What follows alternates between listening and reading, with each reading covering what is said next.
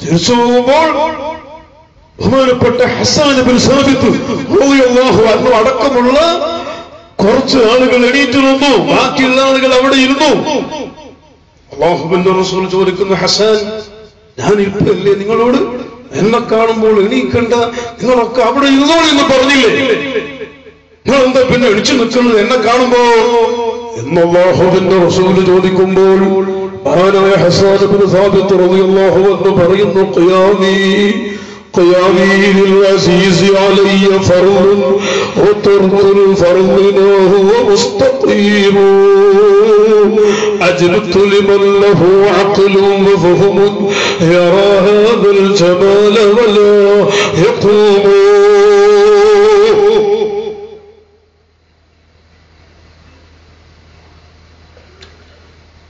നമ്മൾ അശ്റഖത്ത് ചൊല്ലുമ്പോൾ മൗലൂദിന്റെ സദസ്സിൽ അശ്റഖ് ചൊല്ലുമ്പോൾ നമ്മളെല്ലാവരും യാ നബി സലാം അലൈക്കും എന്ന് പറഞ്ഞ് എണിച്ചു നിൽക്കുന്നില്ലേ? അതിനെ പരിഹസിച്ചുകൊണ്ട് കളിയാക്കിക്കൊണ്ട് സുന്നത്ത് ജമാഅത്തിന്റെ വിരോധികൾ പ്രസംഗിക്കുന്നിടത്തും എഴുതിയെടുത്തും കാണാം. തബ്ലീഗ് ജമാഅത്തുകാരുടെ പുസ്തകത്തിൽ ഉണ്ട് ഈ ഹദീസ്. എന്നെ കാണുമ്പോൾ നിങ്ങൾ എണിച്ചു നിൽക്കണ്ട എന്ന് റസൂലുള്ളാഹി പറഞ്ഞിട്ടുണ്ടല്ലോ. പിന്നെന്തിനാണ് യാ നബി സലാം അലൈക്കും എന്ന് പറയുമ്പോൾ എണീച്ചു നിൽക്കുന്നത് എന്നീ ഹദീസിന് അവർ ദുർവ്യാഖ്യാനം ചെയ്തിട്ടുണ്ട്. ഞാൻ പറയട്ടെ, ഹസ്സാൻ ഇബ്നു സാബിത്ത് റളിയല്ലാഹു അൻഹു അപ്പത്തന്നെ എണീച്ചു നിന്നിട്ട് പാടിയതെന്താണ്? ഖിയാനി ലിൽ അസീസി അലയ്യ ഫർളുൻ. ഓ അസീസായ നബിയേ, തങ്ങളെ കാണുമ്പോൾ എണീച്ചു നിൽക്കൽ എനിക്ക് ഫർളാണ്, സുന്നത്ത് മാത്രമല്ല. അലയ്യ ഫർളുൻ, എനിക്കത് ഫർളാണ്. വതർക്കുൽ ഫർളി മാ ഹുവ മുസ്തഖീം. ഫർള് ഒഴിവാക്കൽ അത് നല്ല പണിയല്ലല്ലോ, അത് ചൊവ്വായ പണിയല്ലല്ലോ. ഫർളായ സംഗതി ഒഴിവാക്കാൻ പറ്റൂലല്ലോ നബിയെ. തങ്ങളെ കാണുമ്പോൾ എണീച്ചു നിൽക്കൽ ഫർളാണ് നബിയെ. അജ്ബതു ലിമൻ ലഹു അഖ്ലുൻ വഫഹ്മുൻ യറാ ഹാദൽ ജമാല വലാ യഖൂമു.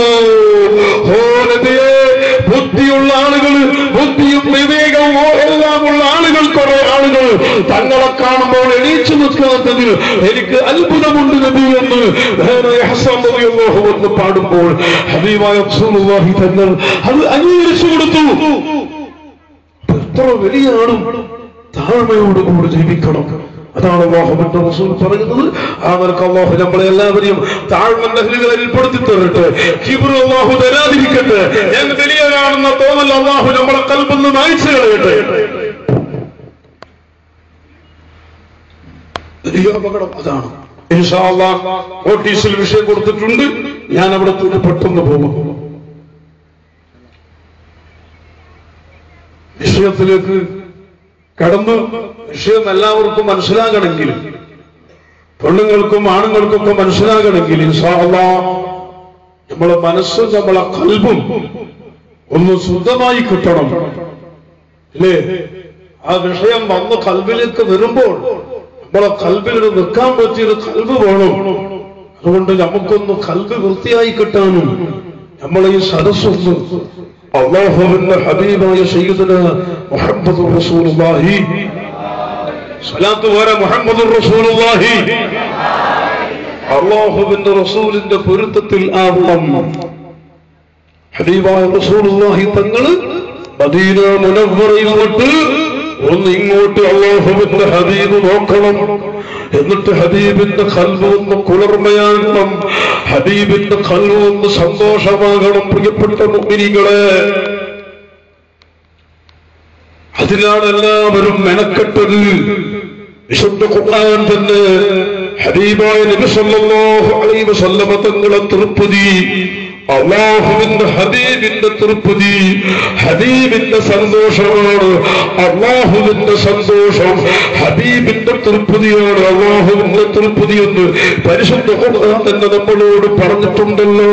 വമൻ യുതിഇർ റസൂല ഫഖദ് അതാ അല്ലാഹ്.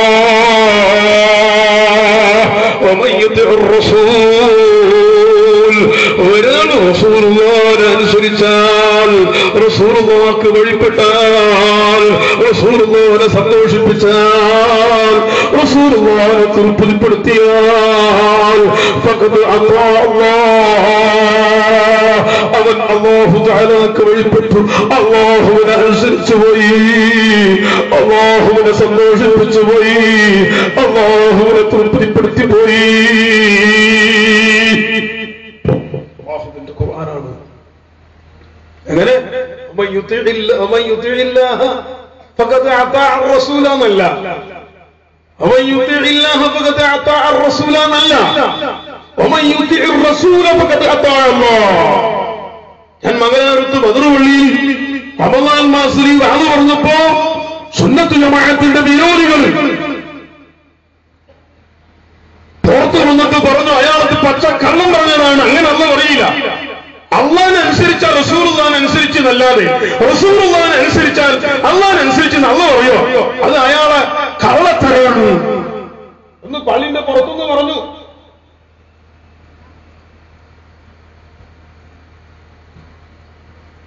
മുസ്ലിമും എന്ന് പറയുന്ന സാമാനം അയാളാ പള്ളിന്റെ അടുത്ത് കൊണ്ടുവന്നിട്ട് പൂത്തിട്ട് കാര്യമൊന്നുമില്ല. അപ്പൊ അയാളെ പൂക്കണമെന്ന വലിയ ചർച്ച സലാമത്താക്കി തരട്ടെ. നമ്മളെ കേശിയോട് ജമാഅത്തിലൊരു നിയമമുണ്ട്, പള്ളിന്റെ അടുത്ത് കൊണ്ടുവന്ന് മറമാണെങ്കിൽ സുന്നത്ത് ജമാഅത്തിന്റെ ആശയം അനുസരിച്ചിട്ടുള്ള ആചാരങ്ങൾ മുഴുവനും അവിടെ നടത്തും. മരിക്കുന്നത് വരെ ഓണക്ക് തലാക്ക് ഓതിയുണ്ടാന്ന് പറഞ്ഞിട്ടുണ്ടാവും. പക്ഷെ നമ്മളെ പള്ളിന്റെ അടുത്ത് കബറടക്കണമെങ്കിൽ തൽക്കീൻ ഓതണം. അപ്പൊ മുക്രിക്ക് പോയിട്ട് കല്ലും വെച്ചിട്ട് തുടങ്ങും.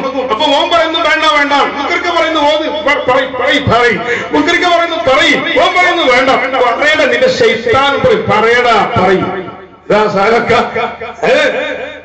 രണ്ട് വലക്ക് വന്നിട്ട് നിന്നോട് ചോദിച്ചാൽ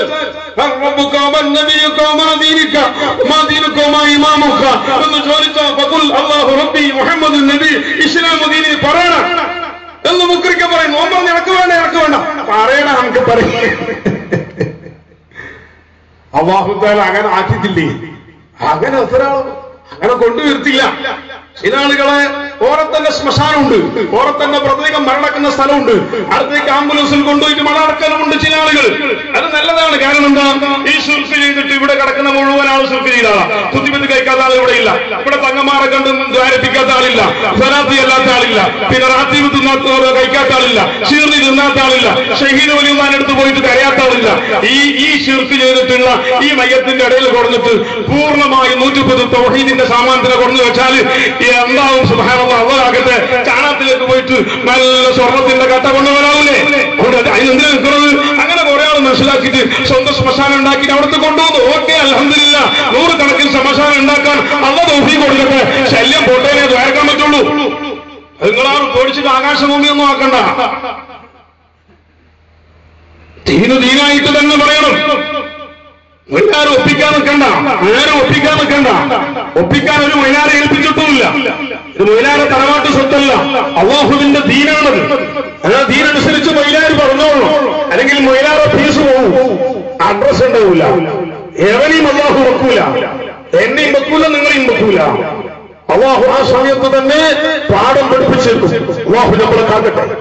ഇബ്നു ശഖ കണ്ടില്ലേ? ഇബ്നു ശഖ വലിയ ഖാദിയാറും ആലിമുമായ ഇബ്നു ശഖ എന്ന് പറഞ്ഞു, ഇപ്പൊ തൽക്കാലം ഒരു ക്രിസ്ത്യാനി പെണ്ണിനെ പ്രേമിച്ചിട്ട് കെട്ടാൻ വേണ്ടി ഞാൻ ഒന്ന് തൽക്കാലം ക്രിസ്ത്യാനി ആകുന്നു.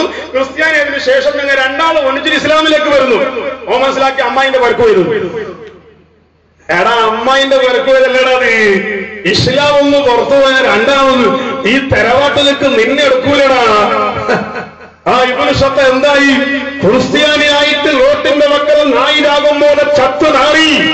ഓന്റെ ശവെടുക്കാൻ വേണ്ടി ക്രിസ്ത്യാനിയും വന്നില്ല, മുസ്ലിമും വന്നില്ല, ഒരുത്തനും വന്നില്ല. പിന്നെന്തായി? ഓന്റെ ശവം നായി കടിച്ചു തിന്നു. അല്ലാഹു നമ്മളെ കാക്കട്ടെ, അല്ലാഹു നമ്മളെ അരിമികളെ കാക്കട്ടെ, നേതാക്കളെ കാക്കട്ടെ. സഹോദരന്മാരെ, എന്തുകൊണ്ട്? അല്ലാഹുവിന്റെ ദീനിനോട് കളിച്ച. അപ്പൊ ഞാൻ പറഞ്ഞു വന്നത്, അങ്ങനെ ഞാൻ പ്രസംഗിച്ചപ്പോൾ അതിനെപ്പറ്റി അങ്ങനെ പ്രചരിപ്പിച്ചു. എന്നോട് മാന്യക്കാരൻ ചോദിച്ചു, ഉസ്താദ് തെറ്റീന? അല്ല ഉസ്താദ് തെറ്റീന ഉസ്താദ്. എന്തിനാ ബാബാ? അല്ല നിങ്ങളുടെ ഭാര്യ ഗലാട്ടായിട്ട് എന്ത് ഗലാട്ട്? എന്തിന് അല്ല ഗലാട്ട് എന്തിനാണെങ്കിൽ നിങ്ങൾ ഓതി ആയത്ത് കുത്തക്കണ്ടായിട്ടല്ല, കുത്തക്കണ്ടായിട്ട് പോലും. എങ്ങനെ കുത്തക്കണ്ട്? അല്ല നിങ്ങൾ ഓതി ആയത്ത് കുത്തക്കണ്ടായിട്ട് പോലും ഞങ്ങൾക്ക് തിരിയുന്നില്ല. എന്ത് കുത്തക്കണ്ട? പറഞ്ഞല്ലോ സാറേ, അള്ളാന്റെ റസൂലിനിക്ക് ഭയപ്പെട്ടിട്ട് അള്ളാന്റെ റസൂലിനെ സന്തോഷാക്കിയെങ്കിൽ അള്ളാഹ്ക്ക് ഭയപ്പെട്ട പോലെ ചൊന്നല്ലേ? അതെ, അങ്ങനെ ഖുർആനിൽ അള്ളാഹ് പറഞ്ഞിട്ടില്ല പോലും. ഞാൻ പറഞ്ഞു ഉപ്പാപ്പാന്റെ ഖുർആനാണ്. ഖുർആൻ ആരുടെ? ഇൻഷാ അല്ലാഹ് ബാക്കി ഞാൻ നാളെ പറയാം. ഇത് അത് കഴിഞ്ഞ് പോകുമ്പോ പുറത്തുനിന്നാ പറയുന്നത്. അങ്ങനെ എത്ര സംഭവമുണ്ട്. ഞാൻ ജുറൈജ് റളിയല്ലാഹു അൻഹുവിന്റെ സംഭവം പറഞ്ഞു. ഇമാം ബുഖാരി സഹീഹുൽ ബുഖാരിയിൽ കൊണ്ടുവരുന്ന ഒരു സംഭവമാണ് ജുറൈജ് റളിയല്ലാഹു അൻഹുവിന്റെ സംഭവം. ബനി ഇസ്രായേൽക്കാരിലെ വലിയ വലിയാണ്. ആ ജുറൈജ് റളിയല്ലാഹു അൻഹുവിന്റെ സംഭവം പറഞ്ഞപ്പോൾ പറഞ്ഞു, അങ്ങനെ ഒരു ജുറൈജിന്റെ സംഭവം ബുഖാരിയിൽ ഇല്ല, പച്ച കള്ളാണ് അയാൾ പറഞ്ഞത്, നോണയാണ് പറഞ്ഞത് എന്ന് പറഞ്ഞിട്ട് പ്രചരിപ്പിച്ചു. എനിക്ക് ഫോണാക്കിയിട്ട് ചോദിച്ചു, ഉസ്താദ് നിങ്ങൾ പറഞ്ഞ ജുറൈജ് റളിയല്ലാഹു അൻഹുവിന്റെ സംഭവം ബുഖാരിയിലുള്ള ഒരു ഹദീസിൽ ഇല്ല പോലും, അത് പച്ച കള്ളാണ് എന്ന് ഇവിടെ പറയുന്നുണ്ട്. അതുകൊണ്ട് നിങ്ങൾ ബുഖാരി സഹീഹുൽ ബുഖാരി കൊണ്ടൊന്ന് മൈക്കാളത്തേക്ക് വരണം എന്ന് പറഞ്ഞിട്ട് മംഗലാപുരത്തെ സീനത്ത് ബക്ഷിന്റെ കമ്മിറ്റിയിൽപ്പെട്ട ഹൈദരാജി പേരും അഡ്രസ്സൊക്കെ പറഞ്ഞ് ചോദിക്കാൻ വേണ്ടിട്ടാ. ഞാൻ പറഞ്ഞ ആചാര്യ, ഞാൻ ഇപ്പൊ കിതാബ് എടുത്തുകൊണ്ട് വരാം ഇൻഷാ അല്ലാഹ് ഒരു കാറ് കുടിച്ചിട്ട്. പക്ഷെ ഒരു കാര്യം, ഞാനത് പറഞ്ഞത് ബുഖാരിയിലും കിതാബിലും ഹദീസിലും എവിടെ ഉണ്ടോ ഇല്ലെന്ന് ഓരോ പള്ളിന്റെ ഒരു ഇമാം എന്നൊരു സാമാൻ ഉണ്ടല്ലോ, ആ സാമാനത്തോട് പോയിട്ട് ചോദിക്കട്ടെ. അത് സ്റ്റേറ്റ് ബാങ്കിന്റെ അടുത്തുണ്ടല്ലോ, ചോദിക്കട്ടെ. ചോദിച്ചിട്ട് അവനും കൂടി ഇല്ലെന്ന് പറഞ്ഞാൽ ഞാൻ ഇപ്പൊ വരാം. അത് ശരി ഉസ്താദ്, ഞാൻ ഇപ്പൊ ഓരോ ചോദിച്ചെന്ന് പറഞ്ഞിട്ട് പറഞ്ഞു. അങ്ങനെ ഓരോ പറഞ്ഞ് ഇപ്പൊ പോയിട്ട് ചോദിച്ചിട്ട് നിങ്ങൾ ഇമാമറെ മുട്ട ചോദിച്ചിട്ട് പോളാം. അജി ഉസ്താദ്, ഞാൻ കുറച്ച് വിളിക്കും ഉസ്താദ്. വിളിച്ചു, അരമണിക്കൂർ വിളിച്ചു ഉസ്താദ്. അവർ വന്നു. എന്തായി? അയാൾ ചെല്ലില്ല, അത് ഉണ്ട്, നിങ്ങൾ ഇപ്പൊ കൊണ്ടാണ്ടിരിക്കുക. ഇതൊക്കെ നടന്ന സംഭവങ്ങളാണ്. ഈ കുറെ ചെറുപ്പക്കാർക്ക് താടിയും വെച്ചിട്ട് നീ വലിയ പട ആലിമാണ് എന്ന് പറഞ്ഞിട്ട് സർട്ടിഫിക്കറ്റ് കൊടുത്തിട്ട് ഈ ഇരിക്കുന്ന ആളൊക്കെ എത്ര കൊല്ലം പഠിച്ചു? 10, 12, 15 കൊല്ലം പഠിച്ചിട്ട്. ഇപ്പൊ ഞാൻ 10, 12 കൊല്ലം പേരിന് ഞാനെന്ത് പഠിക്കാറ്? അതിനുശേഷം ഇപ്പൊ കോളേജിൽ നിന്ന് വന്നിട്ട് 25, 26 കൊല്ലായി. പേരിന് 26 കൊല്ലം ചെറിയൊരു കിതാബ് ചൊല്ലിക്കൊടുത്തോണ്ട് എന്റെ മശായിഖന്മാരെയും ഉസ്താദുമാരെയും ദുആന്റെ ബർക്കത്ത് കൊണ്ട് ഞാൻ പറയട്ടെ. എന്നിട്ട് എന്റെ അടുത്ത് എന്തുണ്ടോ? എന്റെ അടുത്ത് ഒന്നുമില്ല. ഇൽമ് എവിടെ കിടക്കുന്നു? ഞങ്ങൾ എവിടെ കിടക്കുന്നു? ഇൽമിന്റെ അടുത്തൊക്കെ നമ്മൾ കൊണ്ട് കഴിയോ?